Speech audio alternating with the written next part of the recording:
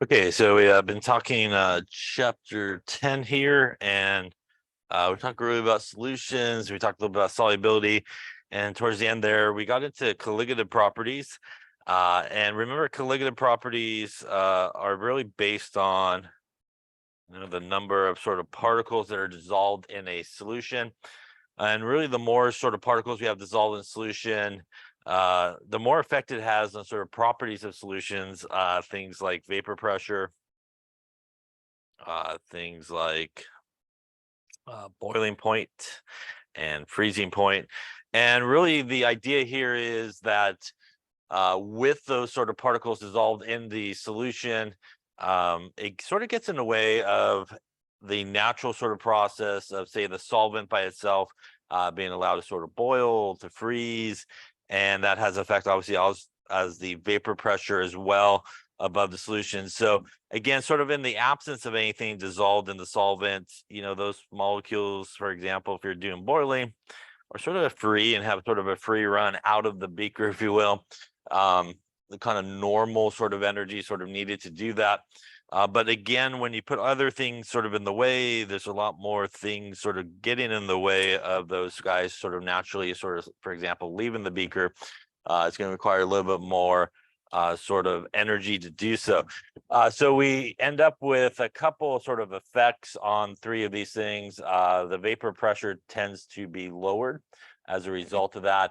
Again, it's a little bit more difficult for things to go into the gas phase, which means you're going to get a little bit less gas molecules above the liquid at that point, which means the vapor pressure would be a little lower than it would without those stuff dissolved in it.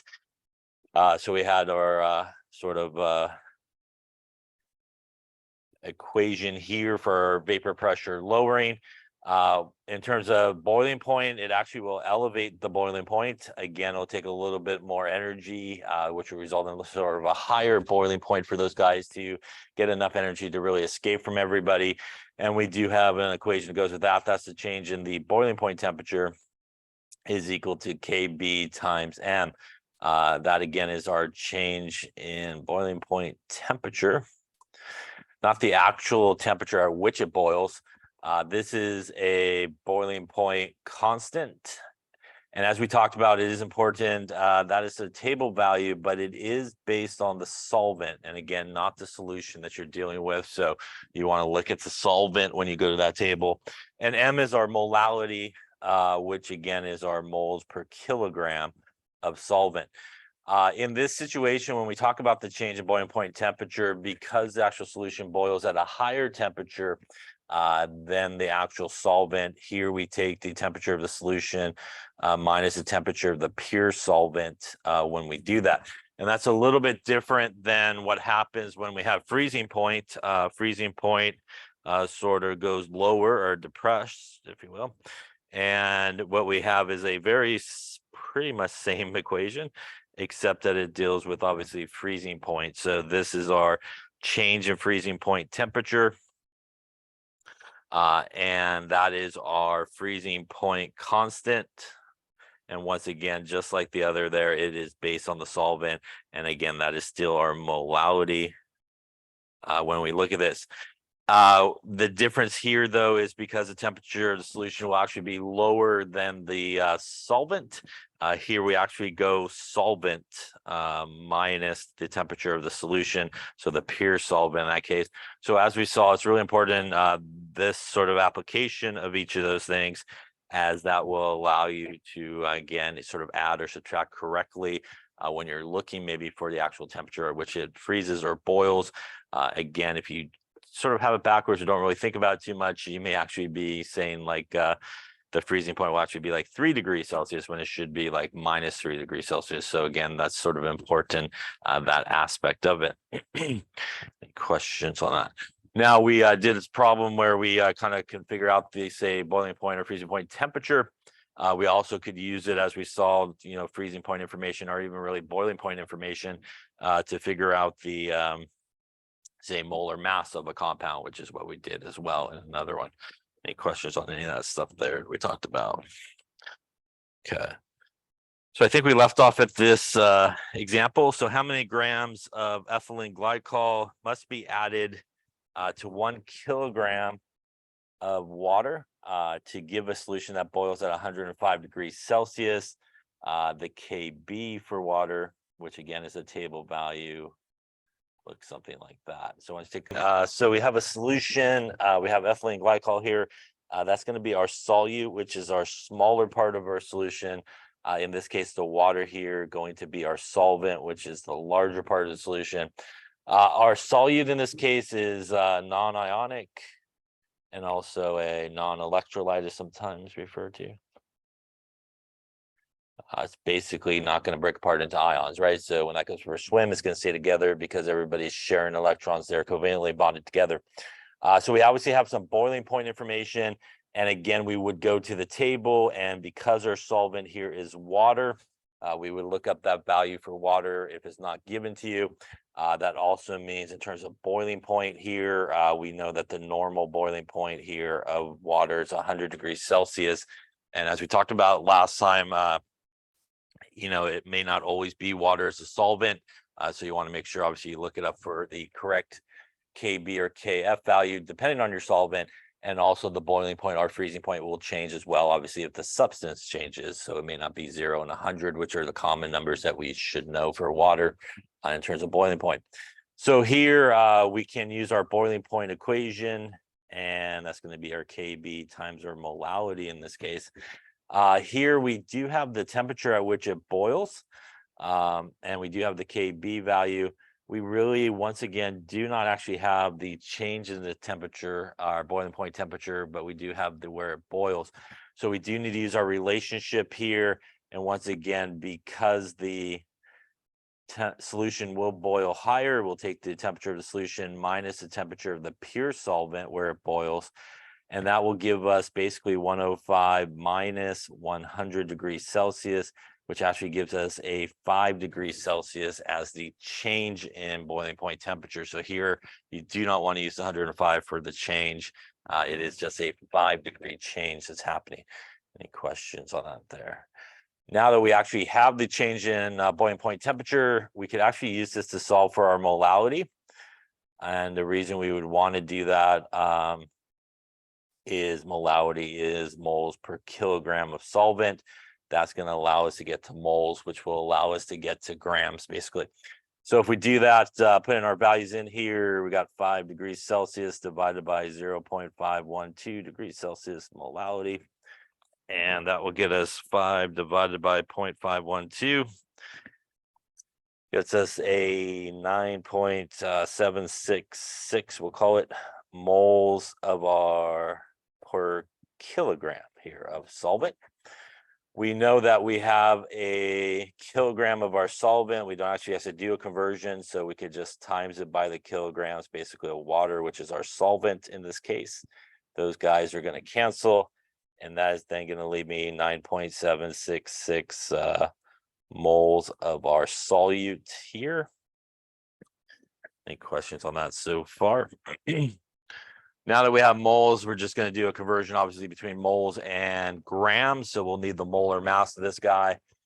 So that looks like a couple of carbons at 12.01 plus 6 hydrogens at 1.008 and 2 oxygens at 16 each. That gives us a molar mass for this guy from the periodic table of 6207, we'll call it, grams per mole. Moles here will cancel, and we will end up with, looks like a 606 grams of our, where are we at there, C2H6O2, are about 610 grams of it. We do a little sig fig action based on the 1 kilogram thing that we had going on there. Any questions on that one there? So once again, here in this case, we actually use the boiling point information to figure out something like how many grams of the solute was dissolved in there. So as you can see from our few examples, you can really use these sort of freezing point information, boiling point information to calculate a wide variety of things, in addition to obviously boiling points and freezing points. Any questions on any of the steps there?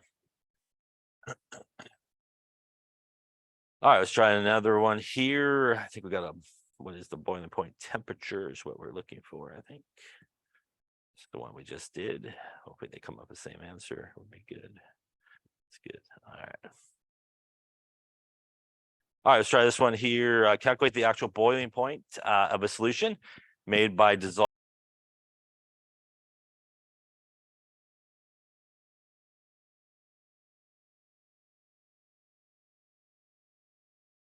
Okay, let's take a look. So again, we're doing boiling point here. Once again, our glycerin here is going to be our solute. Our water will be our solvent. And since we're doing our boiling point, we'll use that boiling point equation. In this case, we do have the KB value, again, based off of water. We also, once again, because the solvent's water, know that the normal boiling point there is 100 degrees Celsius. In this case, we could actually have enough information to calculate the molality. So our molality is our moles of our solute over kilograms of solvent. So to get to the moles of our solute, we need to convert that into moles. So that'll give us 1 gram of C3H8O3. Going to the periodic table, 3 carbons at 1201, plus 8 hydrogens at 1.008, and 3 oxygens at 16. Gets us about 9209 grams per mole, which is our molar mass of this guy. That's going to get us 1 divided by 9209.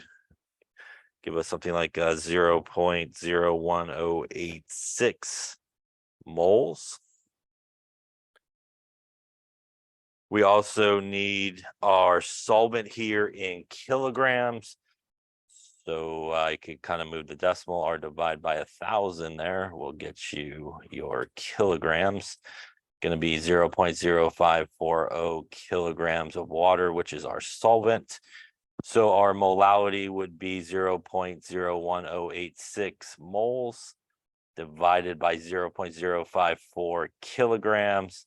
Going to get us go with 0.201 moles per kilogram. Any questions on that calculation there, molality? Now that we have the molality calculated, we basically could put it into our equation here. Our change in our boiling point temperature will be our 0.512 constant here times our 0.211 moles per kilogram. That basically cancels the molality out, and do a little 0.512. It's gonna give us a whopping change in temperature of like 0.10 degrees Celsius. Now, a reminder that that is actually not the answer to this question, right? That is just the change in the boiling point temperature. That is actually not where the solution will actually boil. So once again, here we do need to use our relationship of the change in the boiling point temperature will be the temperature of the solution, because it actually boils at a higher temperature, minus the temperature of the solvent. In this case, we have 0.10 degrees Celsius would equal our temperature of our solution, minus 100 degrees Celsius, which is where our water will normally boil. Going to add the 100 to the other side, gives us this solution is going to boil at 100.10 degrees Celsius. Slight increase there, 0.1 degrees Celsius. Any questions on that calculation there? Once again, in this example, our solute is non-electrolyte or non-ionic, again, going to stay together. So basically for every one of those that go for a swim, you get one guy that dissolves. So 1 particle for 1 particle in this particular situation. Any questions on boiling point, freezing points here? All right, another sort of property of solutions that we're going to talk about here, calculation-wise, we'll talk a little bit later on, maybe about it again, is osmotic pressure. And osmotic pressure, the good news is kind of very similar to, or pretty much the same as the pressure calculations we did in the gas chapter. But let's talk a little bit about osmotic pressure. Seems to get through this here.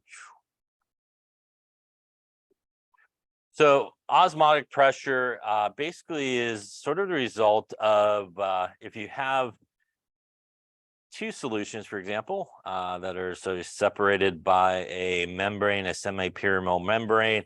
That's a membrane that has basically kind of like holes in it, if you will, allows certain size molecules to travel back and forth, also restricts other size molecules, to large molecules, basically from going back and forth through this sort of membrane here, say in the middle, right there. Like our cells, right, kind of work as membranes as well for certain things. Say on one side we had salt water, which would obviously be water that has some sodium chloride or something like that dissolved in it. And on the other side, we had just pure water in this particular case.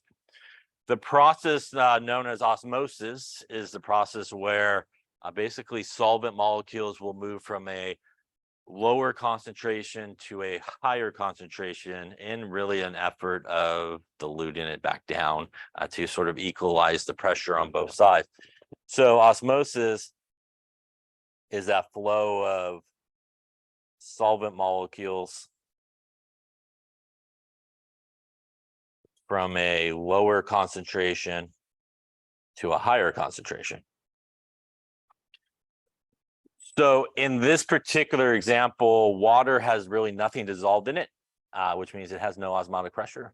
And in order for something to have osmotic pressure, it's basically based on how much particles are dissolved in it. So the larger the number of particles that are dissolved, the higher osmotic pressure that it would have. Salt water obviously has salt dissolved in it, which means it would be a higher osmotic pressure because of the salt that's dissolved in it. So by the process of osmosis, water will actually flow from the water side into the salt water side in an effort to sort of dilute it down on the salt water side.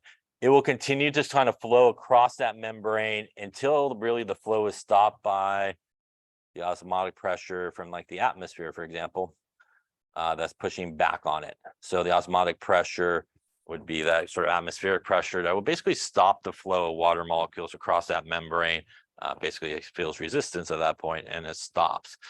And that's, for example, is sort of the basic idea behind the idea of reverse osmosis, right? Reverse osmosis, you apply a pressure that is greater than the osmotic pressure. That will then send everybody like solvent molecules back the other way. And if you have some good filters in the middle, it'll catch all the stuff you don't want, right? And it'll kind of purify the water and stuff like that going the opposite way. But osmotic pressure is basically the result of the stoppage of flow of solvent molecules based on osmosis due to really the pressure. So we could actually calculate the osmotic pressure, and it's this symbol right here is used for osmotic pressure. But if you just put a P there, that basically is P is equal to nRT over V. That seems very much because it is the ideal gas law with a different symbol. So that is basically the ideal gas law there that we use to calculate the osmotic pressure. And it is basically the same ideal gas law that we use in the gas chapter, which means you do have to watch the units. We do need atmospheres there. We do need liters. We obviously need moles. And our gas constant is still the one that we use for gases. And our temperature would be Kelvin. Now we talked maybe a little bit about this as well. If you take our units here, and sometimes the osmotic pressure sort of formula will be reduced down to this. N is moles and V is liters.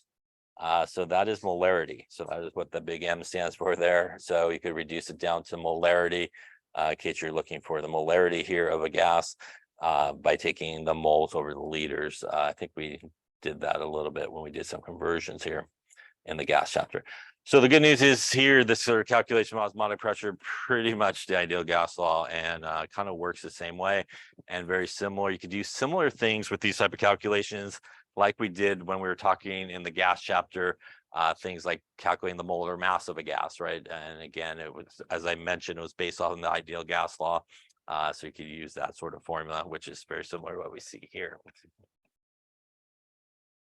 All right, so why don't you give it a try here. What is the molar mass of a protein? If 5.87 milligrams per 10 milliliter gives an osmotic pressure of 2.4 torr at 25 degrees Celsius. Let's see what you come up with here. And molar mass obviously is grams per mole here. All right, so let's take a look. So obviously we're dealing with the osmotic pressure here. Well, the good thing is it really is just the ideal gas law, so same pressure there. So that would be our osmotic pressure. If you didn't use the nice symbol there, if you want the symbol, you could use it. But basically, we're looking for the grams per mole, and we do have the grams part here. We do need to change it into grams because it's in milligrams, but that's just a conversion between milligrams and grams to get there.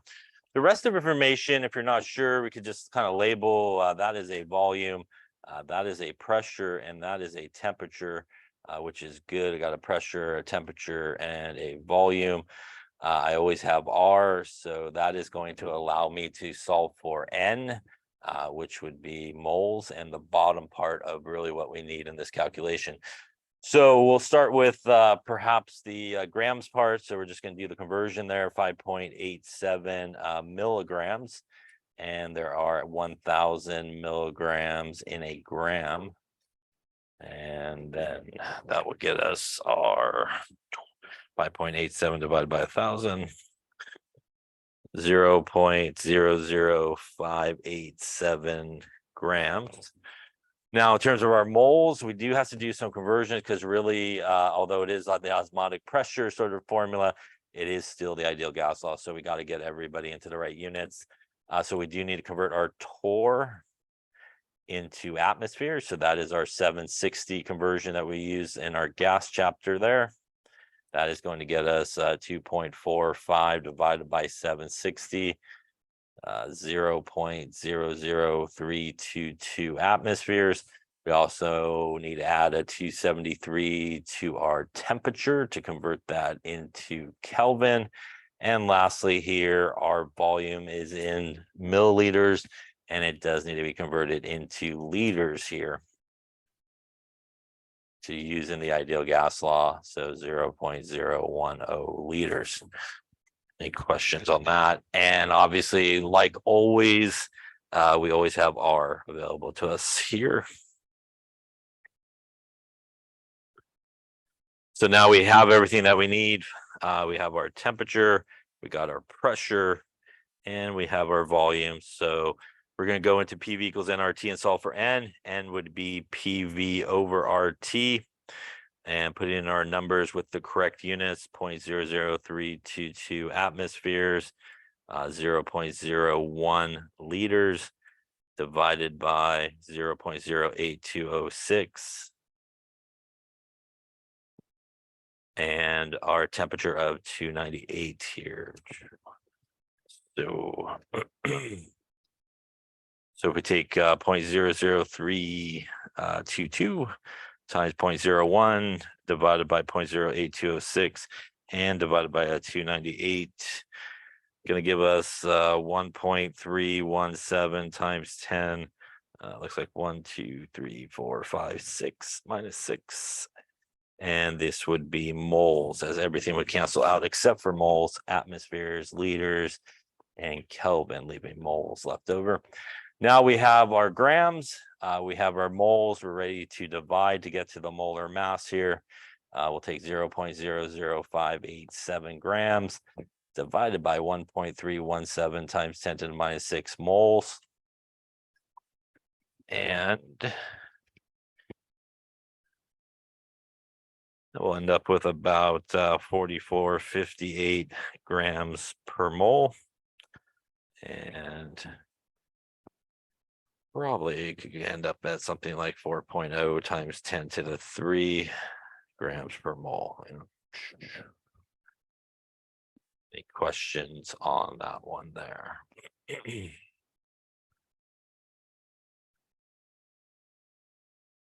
All right, so let's try one more. It's pretty much similar calculation to pretty much what we talked about there in the gas chapter when we're talking about density and molar mass calculations.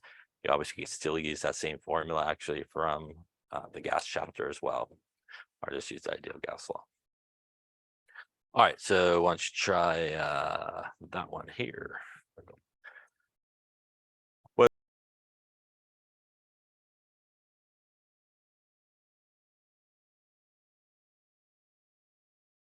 Okay, so let's take a look at this one. Again, very similar here, sort of calculation. We got the osmotic pressure, which again is really just our ideal gas law. We are again looking for molar mass in the end, which is our grams per mole. And in this case, it was much easier in a sense. It's already in grams, so that one's good to go. Once again, we're going to use our ideal gas law here to get to the moles part.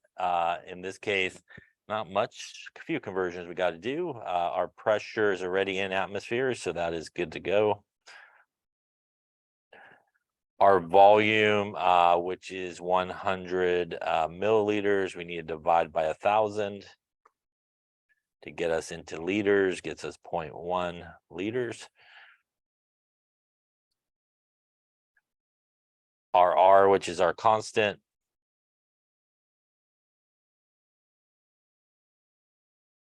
And our temperature, which we do need to convert as well into Kelvin, gets us 298 here.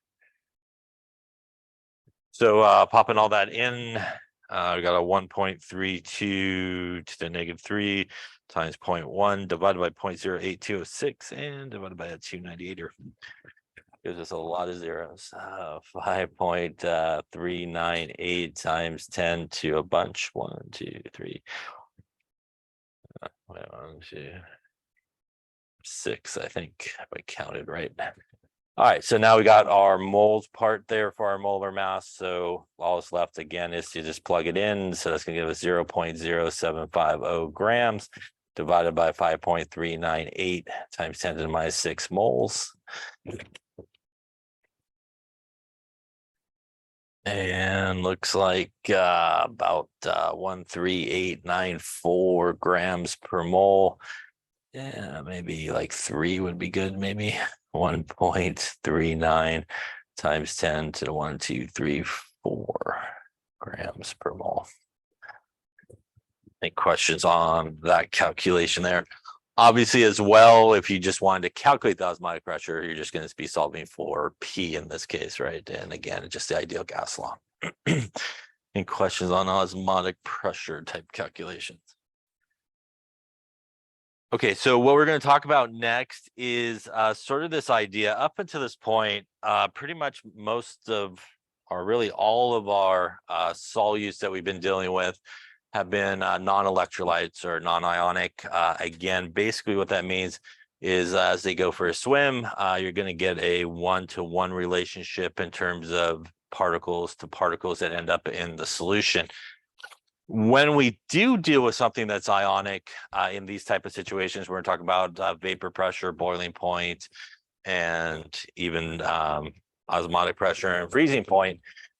We do have to take into account the number of sort of ions that are present, as it obviously will have an effect on it. So up until this point, when we take something that is a non-electrolyte and pretty much non-ionic and we throw it in there, you basically get a 1-to-1 sort of relationship.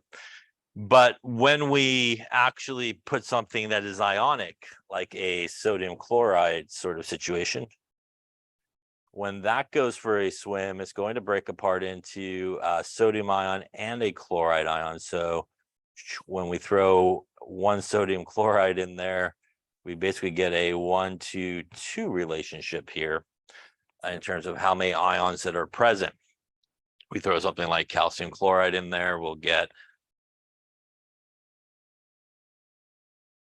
a calcium ion and 2 chloride ions, right? So basically, we got a calcium ion and a couple of these chloride ions. So for every one of these, we get basically 3 particles that are dropping into solution. So this has a big effect, or an effect on those things like freezing point, boiling point, vapor pressure, because remember, all colligative properties are based on how much particles are floating around in that solution. So they are not all the same. So that's what the von Hoff factor is. The von Hoff factor is obviously abbreviated a lot of times as an I. And there is sort of a simple way that you can use the von Hoff factor.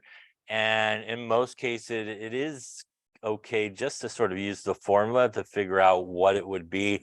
So in the case of a non-electrolyte, when you get kind of a 1-to-1 sort of relationship, really the I value is 1. And that's why it really wasn't used at all in all the examples that we did previously, because it's just going to be 1 basically. So it's going to come out the same. But if you did something like sodium chloride, you would use an I factor of 2.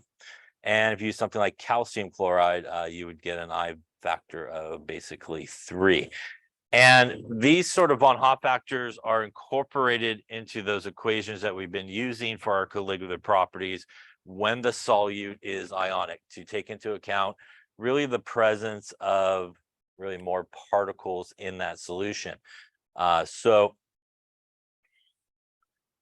if we look at sort of the effect of that, we could take our equations that we had earlier. So for our vapor pressure, we could have our PZ equals our X of Z and our PZ not, I think earlier at the start there, I wrote the total pressure should be the initial vapor pressure of the solvent by itself. So I think I earlier wrote total on that one. But we just basically can incorporate the I into these equations. So we would incorporate the I there for our freezing point. Change in our freezing point temperature would be I times our Kf and M. Everything else is pretty much the same. And for our boiling point temperature, our formula, we would insert it as well here. I will say out of all these, the I and the vapor pressure sometimes used a little bit differently, and it's used a lot of times for the mole fraction part. A little bit more is where you would incorporate that into. But for the other guys, you'd go straight into that. So how would that affect something, say, in terms of the freezing point? If we took something that's non-ionic or non-electrolyte, like say some sugar, right? And if we put sugar in there, I would equal 1. If we did our sodium chloride, I would equal 2, as we just saw, because you got 2 ions. And if we did something like our calcium chloride, I would equal 3 in this case. And let's just say that we had a molality in each of these cases of like 2.5, right? So if we put this into our formulas here, we could kind of see the effect of the particles on something like the freezing point change. So our delta TF would be I, KF, and M, and obviously water here would be our solvent in each of these cases. So we would use the KF for water, which is that 1.86 number. So for this guy, it would basically be 1 times 1.86, which is again our KF for water, and our 2.5 in this case. That's going to give us a change in freezing point temperature of like 4.65 degrees Celsius. Now, if we do the same thing for our sodium chloride, we're actually going to have 2 for I, and we will have the same value there. And our 2.5. So we'll end up with a 9.3 degrees Celsius change. So by just having twice the amount, obviously, of particles in that solution, we actually see the change in freezing point actually will double here in the case of the ionic guy here. And if we did obviously our guy here, our calcium chloride, our I would be 3, 1.86 degrees Celsius over M. And I'm running out of room, so I'll go underneath it. We'll do our 2.5. And obviously, as you can see there, we will see another sort of increase, if you will, in the change in temperature of 13.95 degrees Celsius. So we're going to see an even bigger sort of change in our freezing point temperature. And again, obviously, it goes up by a factor of 3 because there's 3 times the amount of particles in that solution as there were in just the non-ionic one.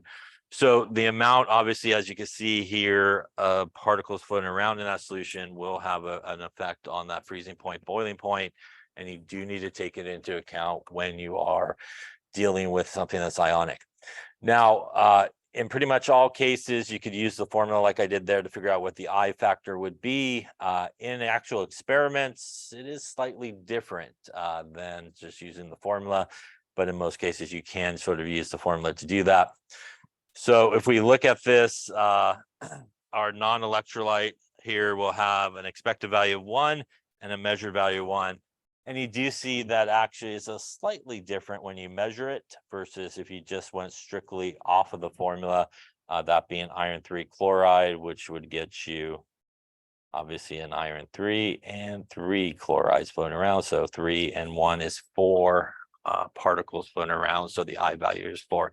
So again, in most cases, you can just straight up use the formula to figure out the I value, and you'll be pretty close even to the measured one in most cases. Any questions on that there? All right, so I want to try this. What is the measured von Hoff factor if we have 0.05 molal calcium chloride and it has a freezing point of minus 0.27? Take a look at it. In this case, our calcium chloride is our solute. Once again, here it's aqueous, which means that water is our solvent. And again, that is how we knew that's what we should take. Now, in this case, our solute is different than what we've been dealing with. This is definitely ionic, which means we do need to take that into account. So in this case, as I just did on the previous slide, we should know that calcium will break apart into this situation, which basically will yield us 3 particles or ions, which means our I value here will be 3 is what we anticipate it to sort of be in this case. So this was sort of an experiment, and we're going to try to see, is it close to that? So we're going to use our freezing point equation to see how close this sort of experimental was to what we would predict it to be. So in this case, we do have a freezing point of minus 0.27 degrees Celsius. Once again, this is actually not the change in freezing point temperature, but this is actually where the solution will freeze, which means we do need to use this relationship here of our solvent minus our solution. And that means that our change in freezing point would be 0 degrees Celsius, which is where water will normally freeze, minus where the solution will freeze. And once again, that is how we get rid of the negative that we really don't want in this case. And we end up with really the same number, but we lose the negative, and that would be our change in freezing point temperature, which is actually this guy in this equation. We are actually given the molality right straight up, so we don't have to calculate it. And because it is water, the solvent, we do have the Kf value. So in this case, I would equal our change in freezing point temperature divided by Kf and M coming over. That's going to give us 0.27 divided by 1.86.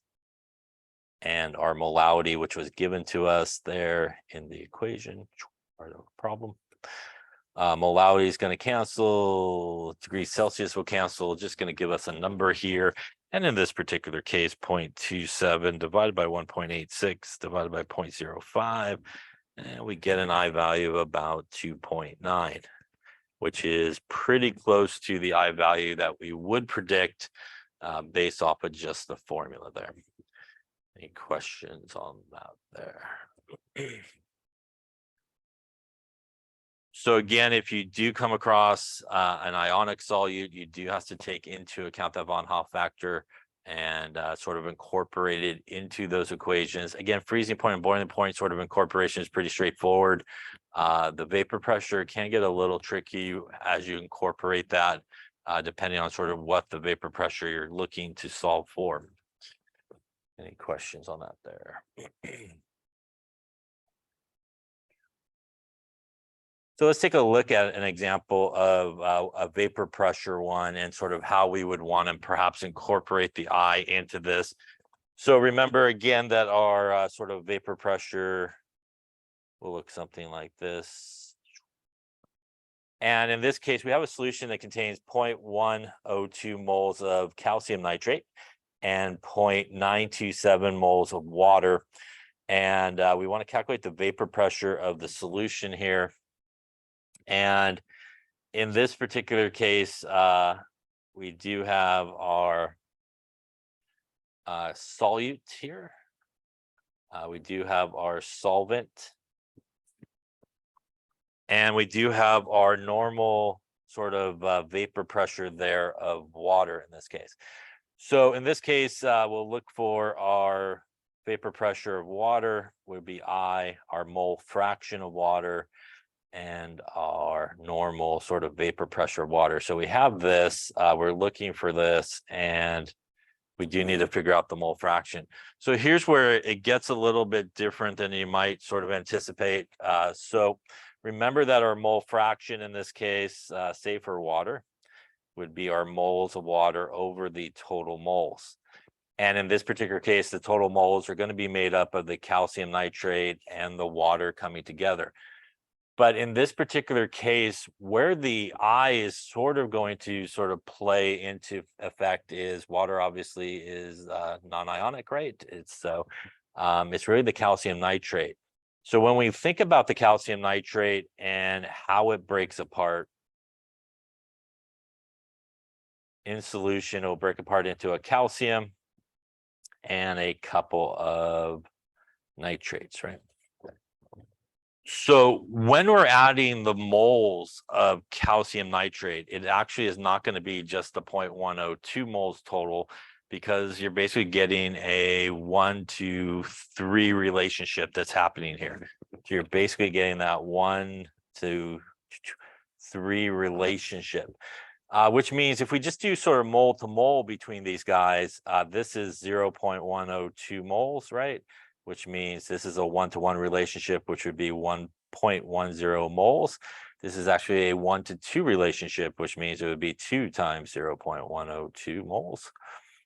And that would get you your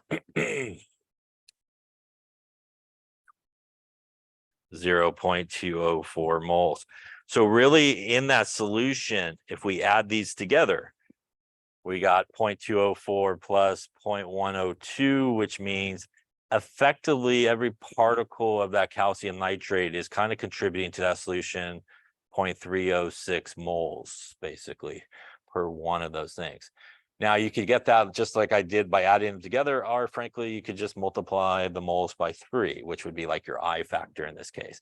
So our I factor in this case would really be 3, but we'd actually want to multiply it just by the moles of, if I write the right number there, our moles of our calcium nitrate. So in this case, we're going to actually just kind of use the 3 factor there, because we take 3 times 0.102, you end up with 0.306, which is again the same number here. So it's a little slightly different here. When we do our mole fraction, it's going to be the moles of the water, which is 0.927 moles. We're going to actually use the I factor here and multiply it by the ionic guy. And then we're going to add in our water moles as well. And that will get us a mole fraction, in this case of 0.927 divided by 0.306 basically plus 0.927, going to give us a mole fraction of 0.7518.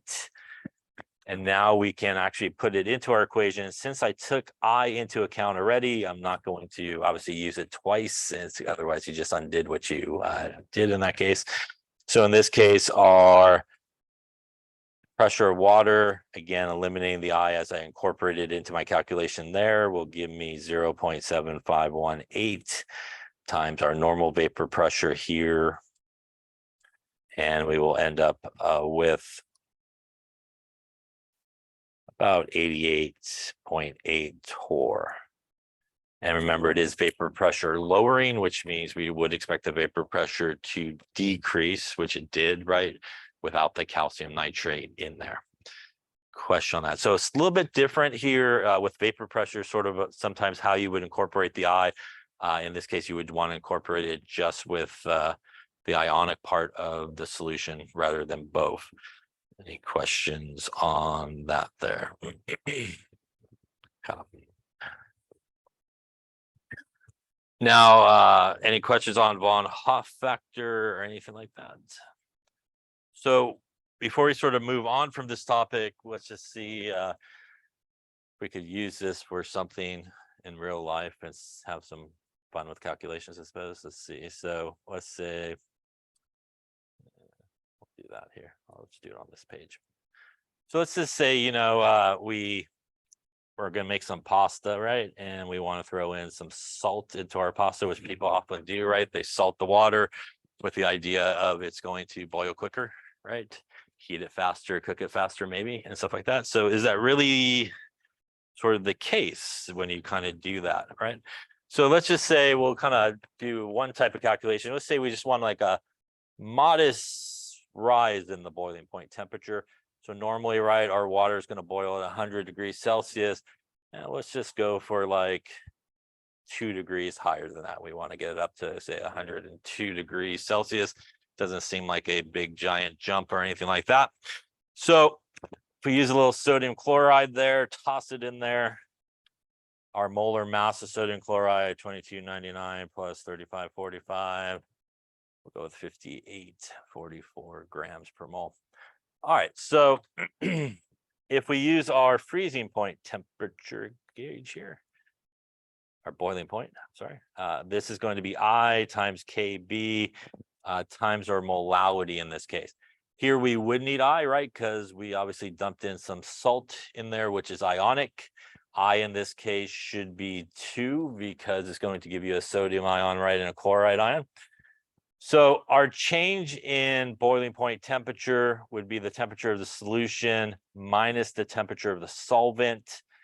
That would give us 102 minus 100, which again, just a nice couple of degrees higher in terms of the boiling point. That's going to give us basically, if we look for molality, like we've done before, our change in boiling point temperature divided by I and RKB. Putting this in there, we're going to go with 2 degrees Celsius. We're going to go with 2, and we're going to go with our KB, which is 0.512, like we've used, since it is water as our solvent. And if we do that, we end up with 2 divided by 2 divided by 0.512. Going to give us something like 1.953 moles per kilogram of solvent. All right, so we're going to cook our pasta there maybe in 5 quarts of water, yeah, which is roughly 4.732 liters, give or take. And that means that is roughly what we got there, 4732 milliliters, right? And the density of water will go with 1 gram per milliliter. So if we times that by 4732 milliliters, gets us about 4732 grams of water we got boiling there in our pot. Obviously, that is our solvent, so we would want kilograms. We'll divide it by 1,000. Give us roughly back to 4.732 kilograms of water. So basically, we have our water, we have our molality. We're going to times it there, and that will get us